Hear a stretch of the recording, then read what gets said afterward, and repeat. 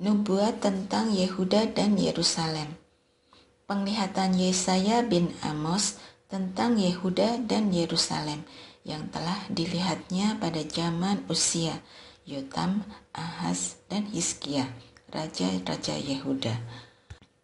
Dakwaan tentang Israel. Dengarlah hai langit dan pasanglah telinga hai bumi, sebab Tuhan berfirman, Aku membesarkan anak-anak dan mengasuhnya, tetapi mereka memberontak terhadap aku. Lembu mengetahui pemiliknya, tetapi Israel tidak. Keledai mengenal palungan tuannya, tetapi umatku tidak. Sungguh celaka bangsa yang berdosa, umat yang syarat dengan kesalahan, keturunan orang yang jahat-jahat, orang-orang yang berlaku busuk. Mereka meninggalkan Tuhan, menista yang Maha Kudus Allah Israel, dan berpaling membelakangi Dia. Mengapa kamu mau dipukul lagi, kamu yang semakin murtad? Seluruh kepala sakit dan seluruh hati lemah lesu.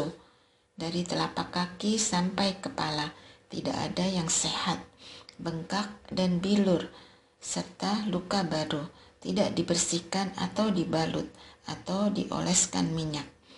Negerimu menjadi sunyi sepi, kota-kotamu habis terbakar. Di depan matamu orang asing menjarah tanahmu, sunyi sepi, dijungkir balikan orang asing. Putri Sion tertinggal sendirian, seperti pondok di kebun anggur, seperti dengau di kebun mentimun, seperti kota yang terkepung. Seandainya Tuhan semesta alam tidak meninggalkan pada kita sedikit orang yang selamat, kita sudah menjadi seperti Sodom dan menjadi sama seperti Gomora. Ibadah sejati.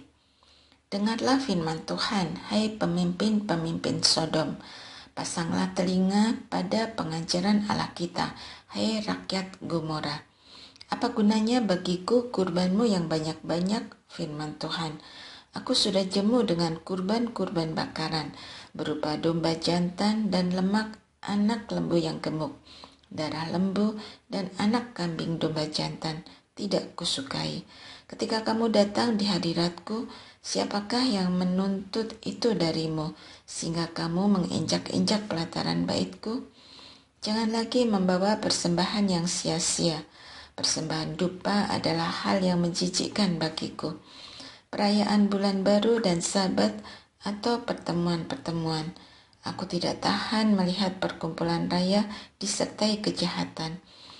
Perayaan bulan baru dan hari-hari rayamu aku benci. Semua itu menjadi beban bagiku. Aku sudah lelah menanggungnya. Ketika kamu menadahkan tanganmu, aku akan menutup mataku terhadap kamu. Bahkan sekalipun kamu berkali-kali berdoa, aku tidak akan mendengarkannya, sebab tanganmu penuh dengan darah. Basuhlah, bersihkanlah dirimu, jauhkanlah perbuatan-perbuatanmu yang jahat dari depan mataku. Berhentilah berbuat jahat, belajarlah berbuat baik, usahakanlah keadilan, kendalikanlah orang kejam, belalah hak anak-anak yatim, perjuangkanlah perkara janda-janda. Marilah, baiklah kita berperkara, firman Tuhan. Sekalipun dosamu merah seperti kirmisi, akan menjadi putih seperti salju. Sekalipun berwarna merah seperti kesumba, akan menjadi putih seperti bulu domba. Jika kamu mau taat, kamu akan memakan hasil buah dari negeri ini. Namun, jika kamu melawan dan memberontak, kamu akan dimakan oleh pedang. Sungguh, Tuhan yang mengucapkannya. Hukuman atas Yerusalem. Aduh, kota yang dahulu setia sekarang sudah menjadi pelacur. Tadinya penuh keadilan, kebenaran berdiam di dalamnya, tetapi sekarang penuh pembunuh. Perakmu telah menjadi kotoran logam dan arakmu bercampur air. Para pemimpinmu adalah pemberontak dan bersekongkol dengan pencuri. Semuanya suka menerima suap dan mengejar sogok. Mereka tidak membela hak anak-anak yatim dan perkara janda-janda tidak sampai kepada mereka. Sebab itu, demikianlah firman Tuhan, Tuhan semesta alam yang maha kuat Allah Israel. Awas, Aku akan melampiaskan murkaku kepada para lawanku dan melakukan pembalasan kepada para musuhku. Aku akan berbalik melawanmu dengan tanganku. Aku akan memurnikan perakmu dan akan menyingkirkan segala kotoran darimu. Aku akan mengembalikan para hakimmu seperti dahulu dan para penasihatmu seperti semula. Sesudah itu, engkau akan disebut kota keadilan, kota yang setia. Sion akan dibebaskan melalui keadilan dan orang-orangnya yang bertobat melalui kebenaran. Namun, orang yang memberontak dan orang berdosa akan dihancurkan bersama orang yang meninggalkan Tuhan, akan habis lenyap. Sungguh, kamu akan mendapat malu karena pohon-pohon tarbantin yang kamu dambakan, dan kamu akan mendapat celah karena taman-taman yang kamu pilih, sebab kamu akan seperti pohon tarbantin yang daunnya layu, dan seperti taman tanpa air, yang kuat menjadi seperti rumput kering, pekerjaannya menjadi seperti bunga api. Keduanya akan terbakar bersama, dan tidak ada yang dapat memadamkannya. Gunung Sion, pusat perdamaian bangsa-bangsa. Firman yang diterima Yesaya bin Amos dalam penglihatan tentang Yehuda dan Yerusalem akan terjadi pada hari-hari terakhir. Gunung tempat rumah Tuhan akan tegak melampaui puncak gunung-gunung dan menjulang di atas bukit-bukit. Segala bangsa akan berduyun-duyun ke sana, dan banyak suku bangsa akan pergi serta berkata, "Mari kita naik ke gunung Tuhan, ke rumah Allah Yakub, supaya Ia mengajarkan jalan-jalannya kepada kita, dan supaya kita berjalan di jalurnya.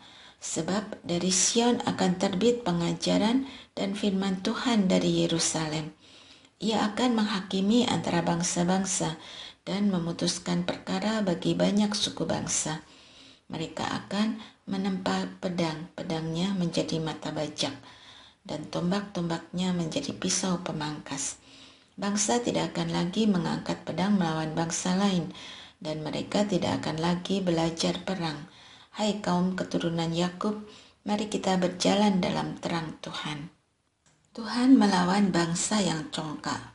Sungguh, telah kau buang umatmu, keturunan Yakub, sebab negeri mereka penuh dengan tenung dari timur, dan sihir seperti pada orang Filistin, dan mereka berjabat tangan dengan orang asing.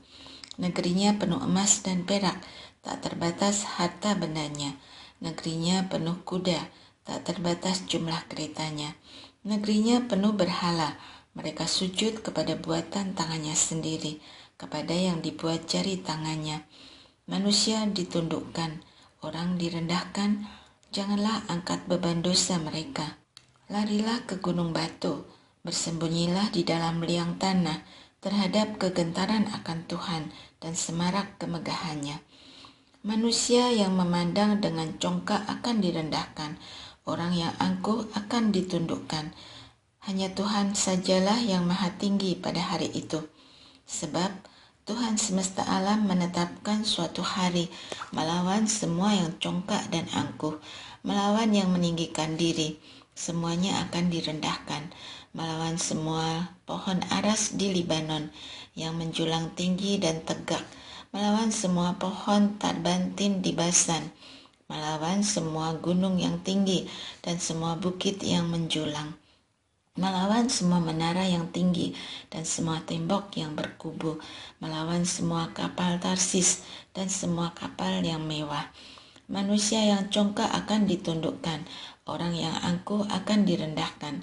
Hanya Tuhan sajalah yang maha tinggi pada hari itu. Berhala-berhala akan lenyap sama sekali. Maka orang akan masuk ke dalam gua di gunung batu dan ke dalam liang tanah, karena ketakutan terhadap Tuhan dan semarak kemegahannya pada waktu Ia bangkit menggentarkan bumi.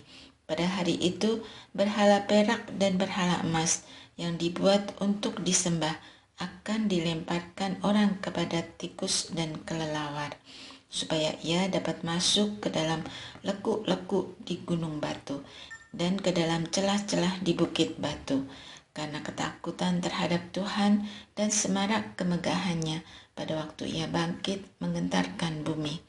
Berhentilah bersandar pada manusia yang hanya ada nafas di hidungnya. Untuk apa ia diperhitungkan? Dakwaan Tuhan terhadap para pemimpin. Sesungguhnya Tuhan semesta alam akan menyingkirkan dari Yerusalem dan dari Yehuda tongkat dan penopang, segala persediaan makanan dan minuman, pejuang dan prajurit, hakim dan nabi, penenung dan tua-tua, perwira dan orang terpandang, penasihat, ahli sihir dan ahli mantra. Aku akan menjadikan taruna-taruna sebagai pemimpin. Mereka akan memerintah dengan sewenang-wenang. Rakyat akan saling menindas seorang terhadap yang lain. Orang muda melontarkan cercaan terhadap orang tua, orang hina terhadap orang mulia. Orang akan memaksa saudara dari keluarga ayahnya dan berkata, "Engkau masih punya jubah, jadilah pemimpin kami. Reruntuhan ini di bawah kuasamu." Tetapi pada waktu itu saudaranya akan menjawab, "Aku tidak mau menjadi tabib. Di rumahku tidak ada makanan ataupun jubah. Jangan angkat aku menjadi pemimpin bangsa." Sungguh, Yerusalem telah tersandung dan Yehuda telah runtuh, sebab perkataan dan perbuatan mereka terhadap Tuhan menentang kemuliaan hadirat-Nya. Tindakan pandang bulu mendakwa mereka sendiri, dan seperti Sodom mereka membeberkan dosanya. Tidak ada lagi yang disembunyikan. Sungguh celaka orang-orang itu, sebab mereka mendatangkan malapetaka atas dirinya sendiri. Katakanlah kepada orang benar, sungguh baik keadaan mereka kelak, sebab mereka akan memakan hasil pekerjaannya. Sungguh celaka orang fasik, malapetaka akan menimpanya. Perbuatan tangannya akan dibalaskan kepadanya. Adapun umatku, anak-anak menindas mereka, perempuan-perempuan memerintah atas mereka. Hai umatku, pemimpin-pemimpinmu menyesatkan, jalan-jalan yang kamu tempuh mereka kacaukan. Tuhan mengambil tempat untuk menuntut dan berdiri untuk mengadili bangsa-bangsa. Tuhan bertindak sebagai hakim atas tua-tua dan pemimpin-pemimpin umat-Nya. Kamulah yang sudah memakan habis kebun anggur itu. Barang rampasan dari orang tertindas bertumpuk di dalam rumahmu. Apa hakmu menyiksa umatku dan melumatkan wajah orang tertindas? Demikianlah firman Tuhan Allah semesta alam. Hukuman Tuhan atas perempuan Sion yang congkak. Tuhan berfirman, perempuan-perempuan Sion telah menjadi congkak dan berjalan dengan leher yang ditegak-tegakkan sambil bermain mata. Mereka berjalan dengan langkah yang dibuat-buat dan bunyi gemerincing pada gelang-gelang kakinya. Oleh sebab itu, Tuhan akan membuat kepala perempuan Sion penuh kudis dan Tuhan akan menyingkap aurat mereka. Pada hari itu, Tuhan akan menyingkirkan segala perhiasan mereka, gelang kaki, jamang, dan hiasan dada, anting-anting, gelang tangan dan kerudung, hiasan kepala, gelang lengan, ikat pinggang, tempat wewangian dan cimat, cincin meterai dan cincin hidung, pakaian pesta, jubah, selendang dan dompet, cermin, baju linen, ikat kepala dan pakaian luar. Sebagai ganti rempah harum akan tercium bau busuk. Sebagai ganti ikat pinggang seutas tali. Sebagai ganti dandanan rambut kepala yang gundul. Sebagai ganti pakaian mewah sehelai kain kabung. Dan sebagai ganti kecantikan tanda aib. Kaum priamu akan tewas oleh pedang dan pejuang-pejuangmu oleh perang. Gerbang-gerbang Sion akan mengerang dan berkabung. Kotanya seperti perempuan yang terduduk di tanah, ditinggal pergi. Pada hari itu, 7 perempuan akan memegang seorang laki-laki, serta berkata, "Kami akan menanggung makanan dan pakaian kami sendiri. Asal namamu boleh kami pakai sebagai nama kami. Hapuslah aib kami." Pemulihan Tuhan atas Sion. Pada hari itu, tunas yang ditumbuhkan Tuhan akan menjadi indah dan mulia, dan hasil tanah menjadi kebanggaan dan kehormatan bagi orang Israel yang terluput. Orang yang tertinggal di Sion dan yang tersisa di Yerusalem akan disebut kudus, yakni setiap orang yang tercatat untuk tetap hidup di Yerusalem.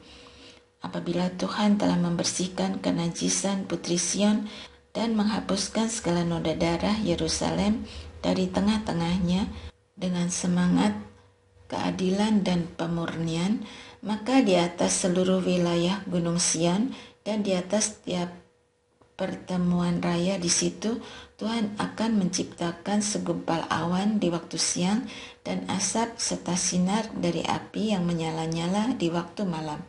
Sungguh akan ada suatu tudung di atas segala kemuliaan itu, sebagai pondok tempat bernaung di waktu siang terhadap panas terik dan sebagai perlindungan serta persembunyian terhadap angin ribut dan hujan.